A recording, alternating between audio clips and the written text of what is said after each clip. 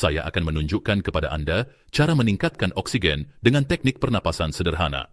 Ada banyak kebingungan tentang topik oksigen ini, dan salah satu yang besar adalah, jika Anda bernapas dalam-dalam, Anda akan mendapatkan lebih banyak oksigen. Itu sama sekali tidak benar. Faktanya, jika Anda ingin membuktikannya sendiri, mulailah bernapas dalam-dalam sekarang, dan lihat berapa lama sampai Anda akhirnya pingsan. Anda akan mulai merasa pusing, Anda akan merasa lelah. Jadi, ya, saat Anda bernapas dalam, Anda mendapatkan lebih banyak udara. Tetapi, Anda tidak mendapatkan lebih banyak oksigen. Kita punya anggapan keliru bahwa oksigen itu baik dan CO2 itu buruk, produk limbah. Namun, jika kita melihat apa yang ada di udara, ada banyak oksigen dan tidak banyak CO2. Jika kita membandingkan antara oksigen dan CO2 dalam satuan, kurang lebih ada 160 satuan oksigen per sejumlah udara tertentu dibanding sepertiga dari 1%, yaitu 0,3% CO2. Jadi, pertanyaannya, dari mana CO2 berasal? Saat kita mengembuskan napas, CO2 itu berasal dari sel-sel kita. Mitokondria mengambil oksigen, membakar sesuatu, dan melepaskan CO2. Jadi, tubuh kita adalah mesin penghasil CO2. Tentu saja, pada tumbuhan kebalikannya, mereka memakan CO2 dan mengeluarkan oksigen. Namun saya ingin Anda memahami sesuatu tentang CO2 dan oksigen. Ada yang disebut efek Bohr, dieja B, O, H, R, dan efek Bohr kurang lebih seperti ini.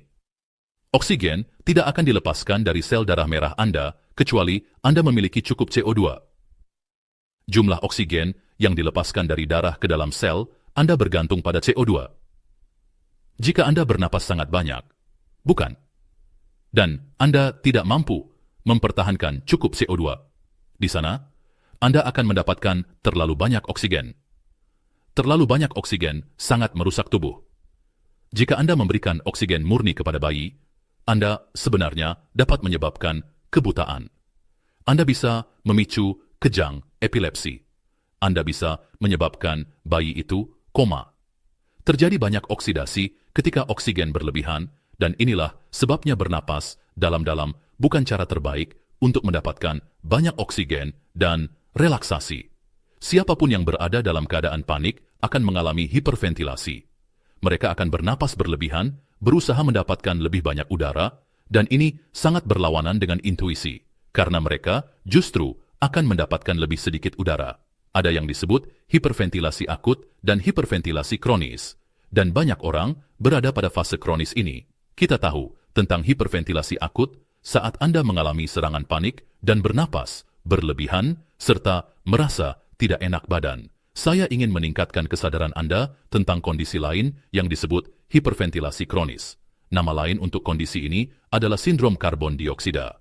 Ini adalah buku yang sangat menarik yang sedang saya baca, dan saya membagikan beberapa data dari buku ini. Jadi, sindrom karbon dioksida pada dasarnya adalah kekurangan karbon dioksida karena seseorang menghirup terlalu banyak udara. Dan pada dasarnya, saya pikir banyak hal ini dipicu oleh stres. Dan stres terus-menerus membuat kita mencoba bernapas lebih banyak melalui mulut, dan ini menguras CO2, sehingga kita tidak dapat menyerap oksigen ke dalam sel.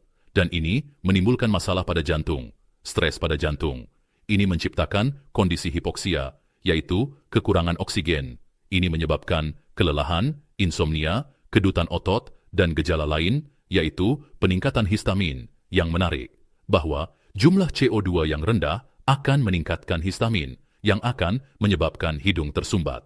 Selain itu, kekurangan CO2 ini akan menghasilkan lebih sedikit asam karbonat, dan darah menjadi lebih basah, dan kemudian kita memiliki masalah besar dalam mengeluarkan kalsium dari sel. Kalsium mulai menumpuk karena Anda mengalami hiperventilasi kronis, dan kekurangan CO2 sebenarnya merupakan alasan lain mengapa kalsium menumpuk di jaringan, lalu saraf tidak bekerja. Anda merasakan kesemutan. Anda mungkin menyadari bahwa saat meniup balon atau semacamnya, Anda bisa melihat bintang-bintang atau merasakan kesemutan di seluruh tubuh. Nah, itulah yang terjadi.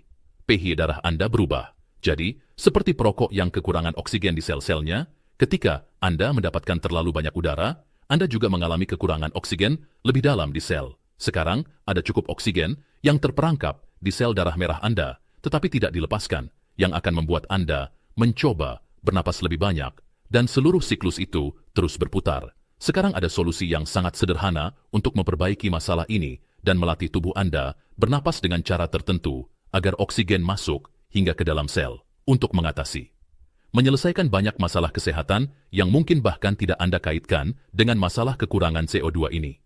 Jadi nomor 1, pernapasan rileks. Baik, Anda ingin bernapas sangat lembut dan pelan. Anda ingin bernapas dengan diafragma dan perut, bukan dada bagian atas. Jadi, Anda ingin menarik napas perlahan selama 5 detik, lalu embuskan selama 5 detik. Dan lakukan itu secara konsisten dengan lembut tanpa tegang. Terutama sebelum Anda tidur malam. Terutama saat Anda menyetir di lalu lintas atau menonton TV, Anda bisa mulai melatih tubuh bernapas dengan benar.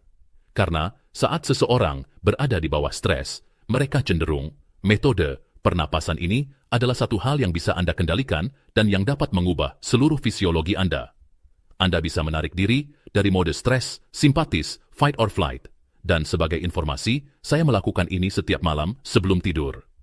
Anda bahkan bisa mendapatkan aplikasi gratis yang membantu mengatur waktu pernapasan Anda. Jadi, Anda benar-benar dapat memvisualisasikan seperti sebuah bola yang mengembang dan mengempis, atau semacam mekanisme bunyi, atau mekanisme pengatur waktu untuk melatih frekuensi tarik dan embus napas ini. Nomor 2, Anda ingin bernapas melalui hidung, bukan mulut. Baik, hidung akan mengkondisikan udara, melembabkannya, membersihkannya, menyaring berbagai hal.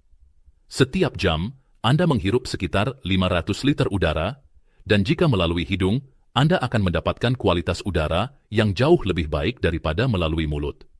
Karena pertama-tama, Anda tidak menyaring mikrob atau partikel apapun. Semuanya langsung masuk ke paru-paru. Sementara bernapas melalui hidung, Anda memiliki kesempatan mendapatkan mekanisme penyaringan imun yang baik. Anda juga memiliki pembatasan aliran udara yang, omong-omong, akan meningkatkan oksigen Anda hingga 20% hanya dengan bernapas melalui hidung. Ini akan terasa seperti udara Anda terbatas, tetapi Anda akan mendapatkan lebih banyak oksigen. Dan poin 3 serta 4 berkaitan dengan tidur di malam hari. Anda bisa memakai strip hidung. Strip hidung itu dipasang melintang di sini, membuka bagian atas sinus Anda. Anda bisa bernapas sedikit lebih baik, terutama jika Anda sedang pilek, lalu Anda bisa menggunakan plester mulut. Cukup tempelkan sepotong kecil plester di sini saat tidur malam untuk melatih Anda bernapas melalui sinus. Dengan begitu, Anda bisa menyaring udara sepanjang malam. Anda bisa mendapatkan lebih banyak oksigen. Tidur Anda akan lebih baik. Anda tidak akan bangun dengan mulut kering. Anda mungkin juga tidak akan mendengkur lagi, dan Anda akan bangun dengan perasaan segar. Ada informasi tambahan tentang minum air berkarbonasi, yang pada dasarnya adalah CO2 dan air, yang menurut saya akan sangat menarik bagi Anda. Saya jauh lebih terhidrasi ketika saya mengonsumsi air berkarbonasi dibandingkan jika saya hanya minum air biasa. Untuk informasi itu, saya menaruh video ini di sini. Silakan cek, kan?